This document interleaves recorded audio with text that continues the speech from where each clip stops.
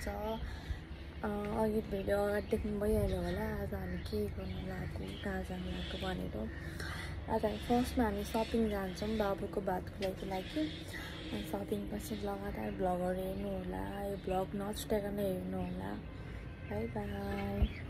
Finally हामी आइपुगेको छौँ नारायणगढ बजार। यो चाहिँ सैचोकभित्र मिलन कपडा पसल हो। म चाहिँ धेरै जस्तो कपडाहरू यहीँ किनिराख्छु। अनि म चाहिँ अब प्राइस वेडिङको लागि फ्यामिली सेट अब के लगाउने भन्ने कुरा गर्दा चाहिँ हामी लास्टमा चाहिँ नेवारी ड्रेस लगाऊँ भन्ने कुरा भयो। अनि यो चाहिँ मेरो मम्मी पापा पनि हुनुहुन्छ त्यहाँ। अनि म चाहिँ भ्लग बनाउँछु है भनेर बाबु चाहिँ मम्मी बाबालाई दिएँ। अनि त्यहाँ चाहिँ मम्मीले हेरिरहनु भएको छ। अनि हामी चाहिँ नि फ्यामिली ड्रेसको लागि लिन गयौँ नेवारी ड्रेस। अनि यहाँ आइसकेपछि चाहिँ मलाई यो येलो साडी एकदमै मन पर्यो कि साथीहरू। मलाई यो सबै नयाँ नयाँ लुगाहरू हुन्छ नि यो साडीहरू एकदम मनपर्छ। अनि लगाउँछ भनेर सबै कुरा यसो ट्राई गर्न लाग्यो। मम्मी बाबाले अब कति लुगा किनेको जति लुगा भयो नि पुग्दैन भनेको थिएँ। नकारिकन भिडियो बनाइरहेको थिएँ। अनि हामीले नेवारी ड्रेस लिइसकेँ। अनि यो पछि अब हामी जान लागेको बेबील्यान्ड। त बेबील्यान्ड चाहिँ किन जानला भने बेबीको त्यो क्यारी ब्याग कि यताउति हिँड्नु पर्यो। अनि बच्चा लिएर बोकेर हिँड्नु त कति गाह्रो हुन्छ हामीलाई थाहा छ। बेबीको क्यारी ब्याग किन्न गयो। अनि त्यो क्यारी ब्याग किन्नलाई चाहिँ यसो त्यो किन्नु चाहिँ म यो बेबी सब यसो राउन्ड मार्छु भन्ने यसरी हेरेँ। यहाँ चाहिँ बेबीको आइटमहरू एकदम राम्रो राम्रो पाउँछ। मलाई चाहिँ पसल एकदम मनपर्छ कि चाहिँ नारायणगढको बिग बजार के अरे त्यहाँनिर पाउँछ। त्यहाँनिर छ यसको लोकेसन। अनि यहाँ चाहिँ बच्चाको जम्पसुटहरू कति राम्रो राम्रो रहेछ कि। मैले धेरै सामान चाहिँ लिएर आउन पाइनँ साथीहरू। म एकदम हतारमा गएको थिएँ। म मेन त अब राइस फिडिङको लागि सामान किन्न गएको थिएँ नि त। अनि यो पनि लिएर आउँछु भनेर यो क्यारी ब्याग बोकेँ। अनि बाबु चाहिँ उता अटोमा थियो कि। अनि मैले चाहिँ यत्तिकै आफूले यसो कस्तो हुन्छ नि ट्राई गरेर भिडियो बनाएँ। त्यसपछि हामी अब घर आयौँ। अनि घर आउँदा बेलुका नै भइसकेको थियो चाहिँ भोलिपल्ट साथीहरू। अनि सपिङ गरेर चाहिँ कहिले पनि भ्याउँदैन। अनि आएर बाबु चाहिँ यहाँ उल्टी मारिरहेछ। अनि फेरि हामी भोलिपल्ट पनि बजार गयौँ। अनि यो चाहिँ दसैँको माहौल छ क्या साथीहरू। हाम्रो बाबुको राइस फिडिङ डे चाहिँ अब दसैँको टिकाको दिन छ। अनि अब दसैँको माहौल पनि हेर्न सक्नुहुन्छ। बजार एकदम भिडभाड अनि यस्तो भइरहेछ। मैले भ्लग बनाउनु चाहिँ लेट गरेँ किनभने दसैँको बेलामा सबैजना बिजी पनि भइन्छ। सबैजना टिका लगाउन हिँडिन्छ, आफन्तमा गइन्छ, भ्लग हेर्ने टाइम पनि हुँदैन। फेरि हामी यही पसलमा गएँ। मैले पसल पछाडि अब लुगा सिलाउन दिएको थिएँ नि त। लुगा त लिन जानु पर्यो चोलोहरू ब्लाउजहरू। अनि मैले त्यहाँपछि चाहिँ हामी अब गयौँ भाडा पसलमा। अनि भाडा पसल गइसकेपछि त्यहाँ मम्मीले के किन्नु भएको थियो। म चाहिँ मेरो लुगा लिएर आएर म मेरो लुगा हेर्न व्यस्त छु, देख्न सक्नुहुन्छ। अनि मैले नेवारी ड्रेसको चाहिँ पछि भिडियो हाल्छु भनेर सोचिरहेको छु।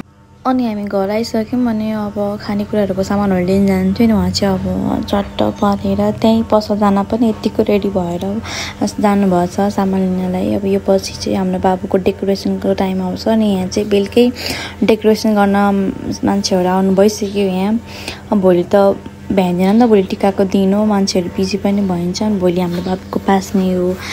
अनि हाम्रो बाबुको पास्नेको लागि यहाँ ब्रदरहरूले एकदम राम्रोसँग सजावट गरिरहनु भएको छ।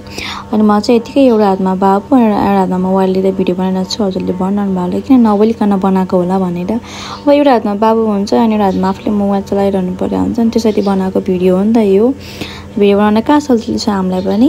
अनि फाइनली हाम्रो डेकोरेसन रेडी भइसक्यो। हाम्रो बाबुको फोटो पनि टाँसेर छ यहाँनिर। अनि म चाहिँ अब लाग्नु पर्यो किचनतिर। हाम्रो भेनाजुले यहाँ मोडेर राख्नुभएको छ कि अब भोलिलाई बनाउनलाई।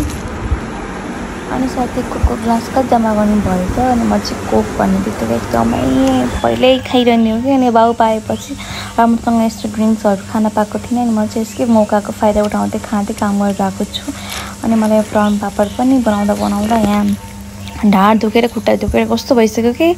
अनि यो पाराले भएन भनेर प्राउन मैले त्यतिकै बनाएँ। पापड चाहिँ मैले कसरी बनाएँ भने एकैचोटि तेल राखेर तार्ने तेल हुन्छ नि, त्यसलाई पुग्ने तेल राखेँ। अनि त्यसलाई नै आधा प्याकेट एक प्याकेट डाइरेक्ट पापड हालिदिएर अनि चलाएँ। अनि त्यसो गऱ्यो भने नि चाँडै बन्द रहेछ। हजुरले पनि यो ट्रिक गर्न सक्नुहुन्छ किनभने यो गरिसकेपछि हाम्रो काम छिटो हुन्छ।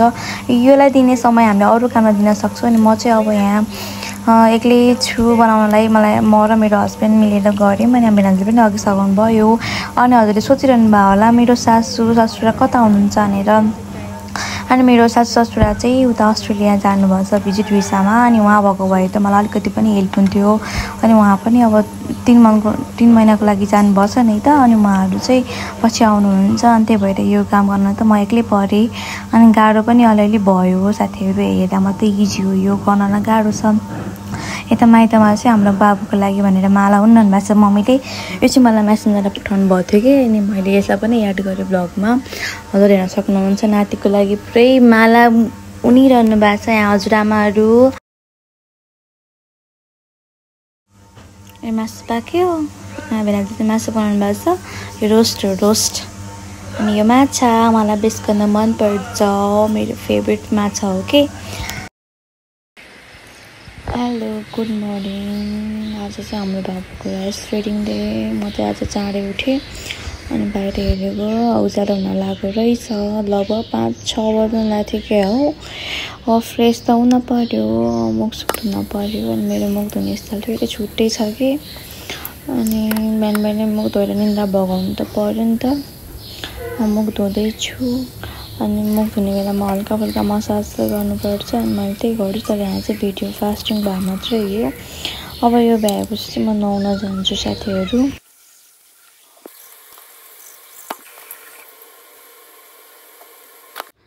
अब म नुहाएर आएँ। अब नुहाइसकेपछि त पूजाको भाँडा मान्नु छ क्या धेरै नि। यो चाहिँ मेरो बिहेपछिको फर्स्ट चोटि हो मैले यति धेरै भाँडाहरू निकालेर माझेको। योभन्दा पहिला मेरो फादर इन लले गर्नुहुन्थ्यो पूजापाठदेखि लिएर। मैले चाहिँ कहिले कहिले गर्थेँ, तर बाबु पेटमा आएकोदेखिबाट गरेको थिइनँ कि। फुलहरू टिपेर लिएर आएँ। छिटो काम गर्नलाई यति हतार भयो क्या। कहिले भ्याम्ला भन्थ्यो, थके त्यतिको लागेको थियो। अनि एक्साइट पनि त्यतिकै राइस रिडिङ डे कस्तो हुन्छ भनेर। अब यहाँ अलिअलि मैले डेकोरेसनकै ठाउँमा फुलहरू राखेर पानीहरू सजाउन थालेँ। रेडी हुनु पऱ्यो। लुगाहरू निकालेर राखिसकेको थिएँ। अघि नै मैले नेवारी ड्रेस हालेको थिइनँ नि त, एकैचोटि देखाउँछु भनेर। अब यो बाबुको लागि थोरै खानेकुरा बनाउनको लागि रेडी गरिरहेको छु मैले। साथीहरू पनि भ्यायो पकाउन सुरु गरेँ। यो भ्याइसकेपछि आफू पनि रेडी हुनु पऱ्यो नि त। कति किचनको काम मात्र गर्नु कि। अब रेडी हुँदैछु, रेडी पनि भइसकेँ। अब यति चाँडै कसरी भ्याउनु भयो भन्नुभयो होला। मोबाइल त बिचमा अफ गरिदिन्छ नि त। फाइनल्ली अब 1 घन्टाको मेहनत पछिको अब यो हामी रेडी भएर आउनु लाग्यौँ। यतिखेर मेरो मम्मी बाबा आउनु भइसक्यो। उतापट्टि रुममा हुनुहुन्छ, बाबु हेर्दै हुनुहुन्छ, म जाँदैछु ल। यहाँ नाति हेर्दै हुनुहुन्छ, प्यारो नाति। अब चाहिँ राइस रिडिङ डेको मेन सुरु हुन थाल्यो है त। हेर्दै हुनुहुन्छ नि भिडियो। हेलो गाइज, हामी रेडी भइसक्यौँ। अनि यहाँ चाहिँ खडा भट्नै छ नि। यहाँ हाम्रो मम्मी बाबा हो, यो हाम्रो भाइ हो, यो हाम्रो अनुजा दिदी हो, अनि हाम्रो यो सानो माइजी ठुलो मम्मी। अनि मेरो ब्लग चाहिँ हेर्दै हुनुभयो होला, पछि एकैचोटि हेर्दै गर्नु होला। हाम्रो पुन्टु कता देख्छ देखाइदियो बाबुले, देखाइदियो तर ल्याउ त ल। पुन्टु यता आएर ल ल ठिक छ। ह्यान्डसम अनि फेरि ह्यान्डसम पनि के चाहियो र। अब म चाहिँ बाबु लिएर उता बस्न जान्छु। अब हाम्रो कार्यक्रम लगभग सुरु हुँदैछ। अनि त्यहाँ स्वस्तिक चिन्हको बिचमा चाहिँ हामीले भैँकटर राख्ने भनेर लिएर आएर फ्रिजमा राखेको थियौँ। तर यहाँनिर आएर चाहिँ हामीले राख्न बिर्सेछौँ कि। मलाई भिडियोमा नि याद भएन, तर यो प्रोग्राम भ्याइसकेपछि बेलुका सुत्ने बेलामा याद भएको। फोटो हेर्दाखेरि भैँकटर रहेनछ। अब यस्तै हो, केही न केही त छुटपुट भइहाल्छ नि।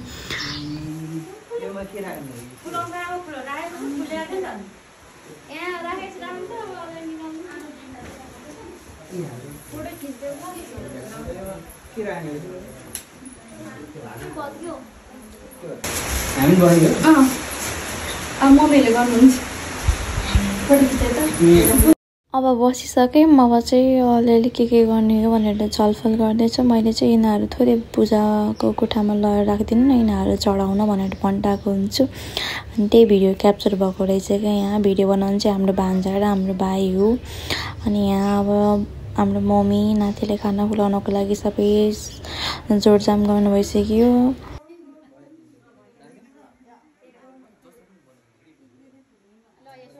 फुलहरूले यसो पूजा त गर्थ्यो, तल राख्यो।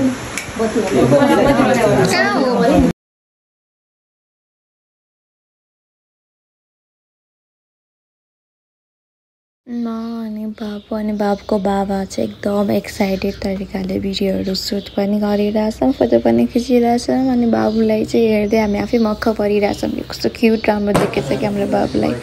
अनि हामीले सोचेको जस्तै हाम्रो फङ्सन चाहिँ एकदम रमाइलो भयो। अनि उहाँ बाबुको निनी हो, ठुलो निनी, सानो निनी चाहिँ आउन पाउनु भएन। सानो निनीलाई पछिल्लो भ्लगमा देख्नु होला। अनि अब फोटोसोटो त खिच्न परिहाल्यो नि, हामी त त्यहाँ त्यो फोटोहरू खिच्ने बेलामा सोच्छु छैन म त्यहाँ भइकटर नभएर चाहिँ हल्का हल्का कस्तो कस्तो लाग्यो, त्यही पनि ठिक छ, राम्रो देखिरहेको छ होइन त।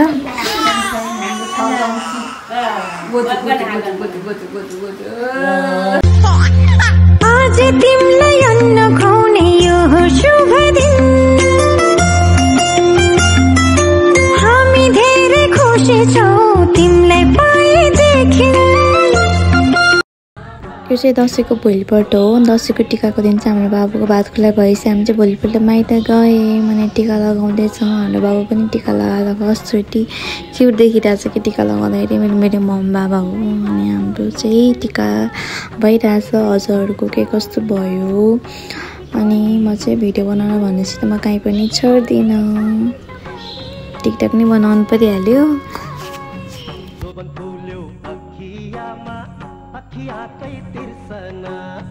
अखियामै राखिदिउँ कि सम्झना बिर्सन बारीला लैबारी लाई लाई लैबारी लाई लाई।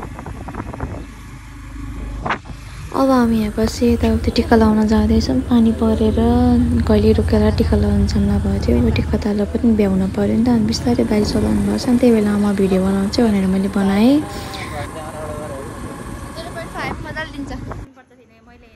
सबै भिडियो बनाउन पाएँ होइन, अलिअलि हामीले क्रप गरेर हालिरहेछौँ। अनि हाम्रो यहाँ टिका लगाएर पनि सकिन लागिसक्यो। यताउति अरू भिडियोहरू हाम्रो राखेनौँ। अब हामी घर जाने बेला भयो। अब हामी घर फर्किनको लागि रेडी हुँदैछौँ साथीहरू। अनि बाबुलाई पनि यताउति चिटिक्क पारिदिएँ। त्योभन्दा पहिला हामी सानोमा घर गयौँ, मेरो जानु पऱ्यो। त्यसपछि लास्टमा हामी जमाजु घर टिका लगाएर हामी घर आइसक्यौँ साथीहरू। अनि यो भिडियो चाहिँ मैले बल्ल हाल्दैछु दसैँ सकेपछि। यहाँसम्म माया गरेर चाहिँ मेरो भिडियो हेरिदिनु भएकोमा हजुरलाई धन्यवाद। अर्को भिडियोको लागि नि कुर्नु होला, यस्तै भिडियोहरू आउँछ समय निकालेर। Thank you for watching.